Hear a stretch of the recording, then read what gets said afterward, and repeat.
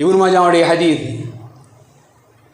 நபிகள் பெருமானார் ஒவ்வொரு குணங்களாக பார்த்து பார்த்து சொல்றாங்க.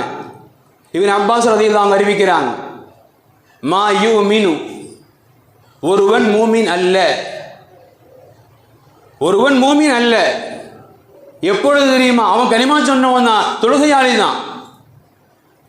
எப்பொழுது தெரியுமா?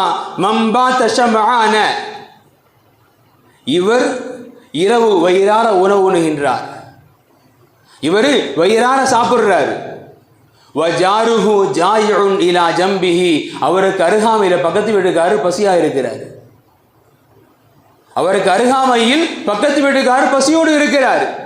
வஹுவ யஅலமு பிஹி, அவர் உணவுக்கு வழி இல்லாமல் இருக்கிறாரு, இன்னைக்கு சாப்பிடல, எல்லாம் தெரியுது, தெரிந்தும் இவனுக்குண்டான பசியை மட்டும் போக்கிக் கொண்டான். நபிகள் பெருமானார் சொல்றாங்க, அவன் மூமினே இல்லைங்கிறாங்க. அவர் நம்மளை தேடி வரல, எதுவும் கேட்கல, அவர் நம்மை தேடி வரல, எதுவும் கேட்கல.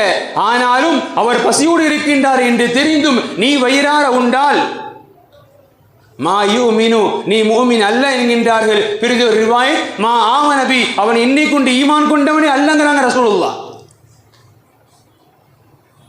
நமது சொன்னாலோ செயலாலோ எந்த ஒரு காரியத்தை கொண்டு சக முஸ்லிம், சக மனிதன் புண்படுவான், காயப்படுவான் என்று சொன்னால் அது மூமினுக்குண்டான வாழ்க்கையே அல்ல என்பது நபிகள் பெருமானார் ஸல்லல்லாஹு அலைஹி வஸல்லம் நமக்கு உரக்க சொல்லக்கூடிய செய்தி.